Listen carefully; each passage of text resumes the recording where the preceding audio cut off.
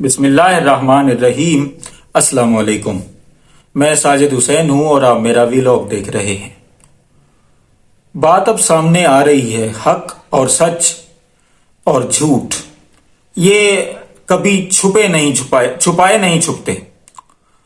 انہوں نے regime change operation کیوں کیا تھا اور امریکہ نے ان کے ساتھ مل کے عمران خان کے خلاف رجیم چینج آپریشن کیوں کروایا تھا، اور امریکہ ہم سے چاہتا کیا ہے، آج ہم اس پر بات کریں گے۔ عمران خان کے خلاف جو رجیم چینج آپریشن ہوا اس میں لوکل لوگ بھی شامل تھے اور بین الاقوامی جو ہے وہ تو شامل تھے ہی تھے، جس کا آپ نے کل رات امریکی ٹائم کے مطابق دن کے 10:15 بجے اور پاکستان کے مطابق رات 7:15 بجے ڈونلڈ لو کی جو ہے وہ سماعت ہوئی۔ ڈونلڈ لو کو اس میں بلایا ہوا تھا امریکی کانگریس نے، اور انہوں نے ان سے پاکستان سے ریلیٹڈ سوال پوچھے۔ کچھ سوالوں کے اوپر تو انہوں نے ڈونلڈ لو کو راستہ دیا۔ ڈونلڈ لو وہی بندہ ہے جس نے سائفر بھیجا تھا اور پاکستان نے اس کے اوپر ڈیماش بھی کیا تھا۔ اب یہ سائفر جو ہے وہ رات جو سماعت میں نے سنی، آپ نے بھی ظاہری سی باتیں دیکھی ہوگی، اس میں ڈونلڈ لو کو اس سے اتنے چبھتے ہوئے سوال پوچھے کہ اس نے ایک سوال پہ یہ کہا کہ مجھے اور میرے بچوں کو دھمکیاں مل رہی ہیں۔ اب ظاہری سی بات ہے، پاکستان کے لوگ اس سب کو دیکھ رہے ہیں، پاکستان کے اندر بھی اور پاکستان کے باہر بھی، اور عمران خان نے ڈونلڈ لو کا نام اتنا لیا ہے کہ اب ہر بندہ اس نام کو یاد کر کے بیٹھا ہوا ہے کہ اسی نے ہمارے چلتے ہوئے پاکستان کو تباہی اور بربادی کی طرف بھیجا۔ خیر، قصور اس کا نہیں ہے، قصور اپنے گھر کے لوگوں کا ہے کہ انہوں نے مہنگائی مکانے کے لیے مارچ کیے، احتجاج کیے اور پھر اس سازش کا حصہ بنے۔ اور آج جس کے اوپر میں بات کرنا چاہتا ہوں، آج وہ یہی بات ہے کہ اب بات کھل کے سامنے آ گئی ہے۔ ابھی کچھ باتیں رہ گئی ہیں، وہ بھی سامنے آ جائیں گی۔ بات کھل کے یہ سامنے آ گئی ہے کہ IMF جو انٹرنیشنل مانیٹرنگ فنڈ ہے، اس نے یہ بات اب واضح کر دی ہے کہ سی پیک کے لیے آپ اپنے بجٹ میں کوئی پیسہ نہیں رکھیں گے۔ امریکہ رشیا اور چائنا کے خلاف ہے، ظاہر سی بات ہے، اور رشیا کے اوپر اس وقت کے جب سائفر آیا تو اس میں یہ لکھا ہوا تھا کہ رشیا کا دورہ عمران خان نے خود کیا، جبکہ ہماری عسکری قیادت نے عمران خان کے اوپر اعتماد کا اظہار کرتے ہوئے انہیں گو ہٹ دیا تھا کہ آپ رشیا جائیں، لیکن بعد میں سب مکر گئے کہ عمران خان اپنی مرضی سے گیا۔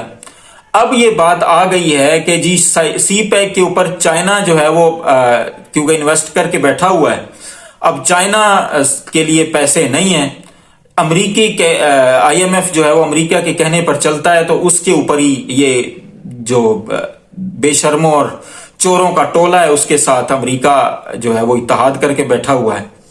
بلکہ امریکہ نے کیا اتحاد کرنا، یہ امریکہ کے ساتھ مل کے بیٹھے ہوئے ہیں، یہ امریکہ کے غلام ہیں سارے کے سارے۔ اس طرح کا کون سا استحکام ہے جو زرداری کو صدر بنانے اور مریم نواز کو پنجاب کا وزیر اعلیٰ بنانے سے جو ہے وہ ہو جائے گا پاکستان کے اندر؟ یہ تو مجھے اب بھی سمجھ نہیں آتا۔ اور بھی لوگ ہیں جو سوال کرتے ہیں کہ کوئی بات تو بتائیں جس کی وجہ سے آپ نے ان دونوں کو لگایا ہے۔ اب آپ یہ دیکھیں کہ امریکہ جو ہے وہ ہم سے یہ چاہتا ہے کہ ہم چائنا سے دور ہو جائیں اور امریکہ کے ساتھ ہو جائیں۔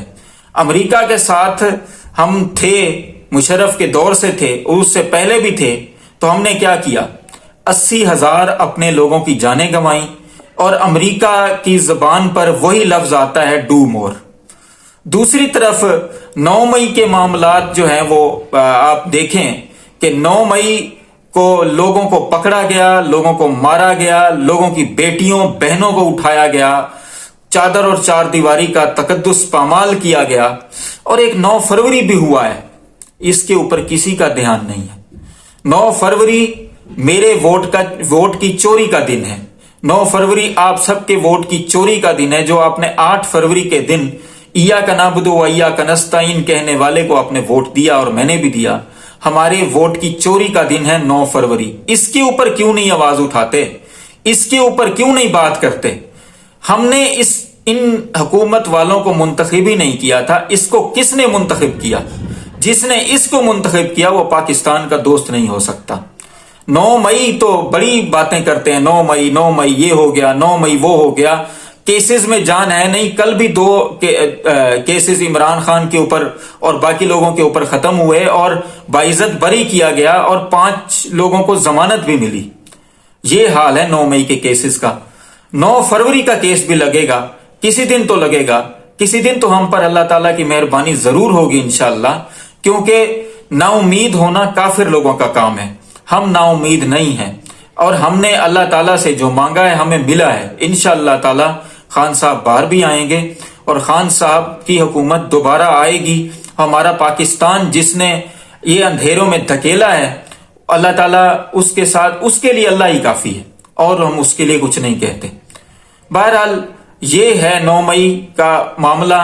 اور امریکہ ہم سے کیا چاہتا ہے؟ امریکہ ہم سے وہی چاہتا ہے جو اس نے مشرف کے دور میں کیا تھا, مشرف کے دور سے پہلے کیا تھا, اور بعد میں بھی یہی کرتے رہے. ڈرون اٹیکس ہوتے رہے اور یہ لوگ بولتے بھی نہیں رہے.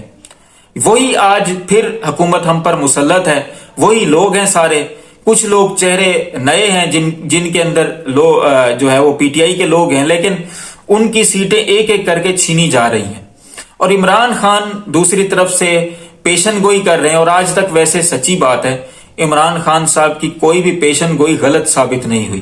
اب یہ پیشن گوئی عمران خان صاحب نے کی ہے کہ 5 سے 6 ماہ کے اندر یہ حکومت جو ہے اس کا دھڑم تختہ ہو جائے گا, اور میرا بھی جیل کا ٹائم 5 سے 6 ماہ ہے, اور دیکھتے ہیں کہ آگے کیا ہوتا ہے. بہرحال اللہ تعالی ہمارے اس ملک پر رحم فرمائے اپنے اس پاک اور بابرکت مہینے کے صدقے. تمام دیکھنے سننے والوں کو اللہ آسانیاں دے اور آسانیاں تقسیم کرنے کی توفیق بھی دے. ان مشکل حالات میں اپنے اس ملک کے لیے بھی دعا کریں, اپنے فلسطینی بھائیوں کے لیے بھی دعا کریں, اپنے آس پاس دوستوں رشتہ داروں کا خیال رکھیں, اور ہمارے اس چینل کا بھی خیال رکھیں. آپ کا بہت بہت شکریہ.